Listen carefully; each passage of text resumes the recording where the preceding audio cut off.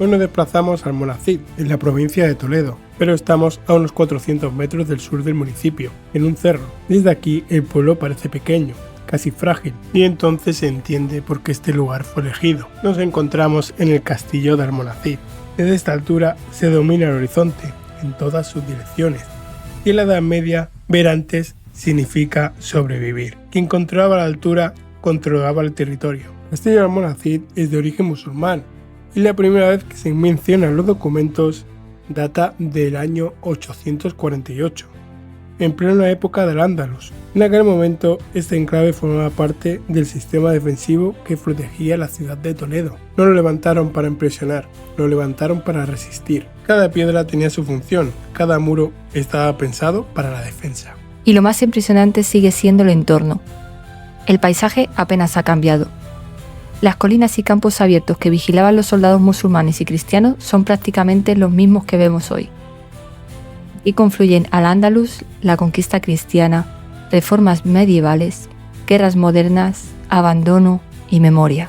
Hoy el castillo de Almonacid no vigila fronteras ni protege caminos, pero sigue cumpliendo una función. Cada piedra habla de estrategia, cada muro habla de resistencia, cada torre habla de altura y control. Si lo recorremos con atención, entendemos su lógica. El castillo ocupa aproximadamente 3.600 metros cuadrados, algo así medio campo de fútbol, completamente amurallado. No tiene una forma cuadrada perfecta, su planta es poligonal e irregular, se adaptó al cerro. De esa forma se permitía cubrir mejor cada ángulo defensivo y evitar puntos ciegos. Todo el recinto estaba rodeado de un foso completo, no era decorativo.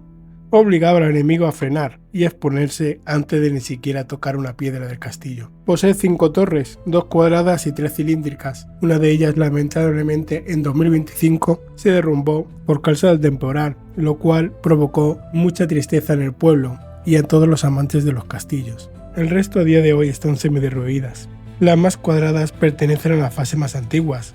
En su forma podemos leer la evolución de la fortaleza. Las esquinas estuvieron reforzadas con grandes sillares de granito, que actuaban como esqueleto estructural del conjunto. Lamentablemente, hoy apenas se conservan. Originalmente los muros eran almenados, actualmente solo quedan algunos tramos y con un desgaste considerable. Todo el recinto estaba protegido por una barrancada, una segunda línea defensiva recorrido por un camino de ronda por el cual los soldados patrullaban constantemente. En el interior se abre un amplio patio de armas, dentro de la vila militar. En el corazón se alza la torre del homenaje, que contaba con 3 plantas. Era el último refugio en caso de asedio. La primera planta estaba cubierta por una bóveda de cañón, una estructura curva similar al interior de un túnel. Las plantas superiores tenían bóvedas de horno, más cerradas y resistentes. No eran simples techos, eran soluciones pensadas para soportar peso, impactos e incluso fuego.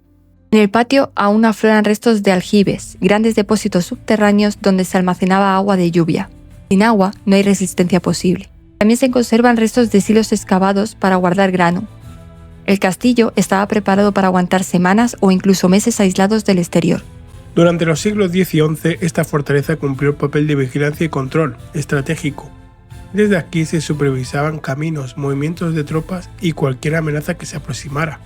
En el siglo XI pasó a manos de Alfonso VI de León, tras su conquista de Toledo, pero un año más tarde lo donó la Catedral de Toledo, lo que cambió su administración y su función dentro del territorio.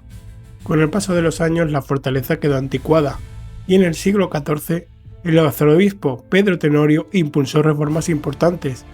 Muchas de las estructuras que observamos hoy pertenecen a esa etapa. No fue solo una restauración, fue una adaptación a las nuevas formas de guerra y a las nuevas necesidades defensivas, ya que había llegado la pólvora y con ella las armas de fuego. Este lugar incluso sirvió como prisión. Aquí estuvo retenido el conde Alfonso de Gijón y Lorena, el hijo bastardo de Enrique II. La fortaleza no solo defendía, también encerraba, donde pasó un año en la torre de homenaje por su rebeldía. En el siglo XVIII pasó a manos de los condes de Mora, pero en 1809, durante la Guerra de la Independencia, el castillo volvió a adquirir protagonismo estratégico. Sirvió de refugio a las tropas del general Venegas, y a los pies de este cerro se libró la batalla de Almonacid. Tras la victoria aliada en Talavera, el ejército de la Mancha, comandado por el general Venegas, intentó avanzar hacia Madrid para distraer a las tropas francesas. Sin embargo, se encontró en Almonacid de Toledo con el 4º cuerpo del ejército napoleónico. reforzado por la reserva enviada desde Madrid bajo el mando del mariscal Sebastiani y el propio rey José I Bonaparte. Los españoles contaban con unos 24.000 hombres, mientras que los franceses sumaban cerca de 20.000, pero con una caballería y artillería muy superiores. La batalla fue extremadamente sangrienta. Los franceses lograron romper las líneas españolas tras intensos ataques, especialmente contra el flanco izquierdo en el centro de la cruz. Fue una derrota española. Las bajas nacionales ascendieron a los 4.000 hombres, entre muertos, heridos y prisioneros, mientras que los imperiales sufrieron cerca de 2.500 bajas. Finalmente, las tropas francesas tomaron la fortaleza. Años después, en 1839, el alcalde permitió que los vecinos utilizaran los materiales del castillo para construcciones privadas. Lo que había resistido siglos de conflictos empezó a desmoronarse piedra a piedra. Hoy el acceso es libre, podemos recorrerlo con seguridad, pero lo que vemos es el resultado de más de 1000 años de transformaciones. Durante más de un milenio este castillo cambió de manos, funciones y apariencia, de fortaleza musulmana a posesión cristiana, de bastión estratégico a prisión, de símbolo de poder a una ruina parcial tras el expolio vecinal.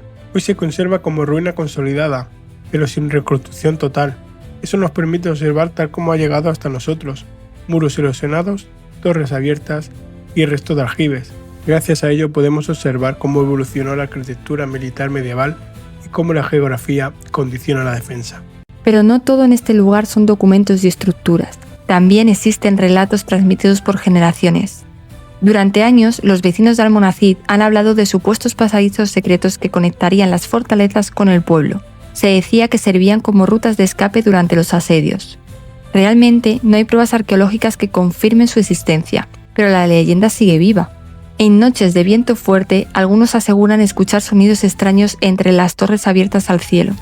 El aire atraviesa los muros derruidos y produce ecos que pueden parecer susurros. No hay fantasmas documentados, pero sí hay siglos de guerras, encierros y batallas acumuladas en estas piedras. Y en un lugar con más de 1000 años de historia, la imaginación completa lo que los archivos no explican. Más de 1000 años de historia concentrados en este cerro. Más de 1000 años de vigilancia y transformación. Y aunque ya no hay soldados en el camino de ronda, el castillo sigue haciendo lo que siempre hizo: observar el horizonte y recordarnos la historia que lo levantó.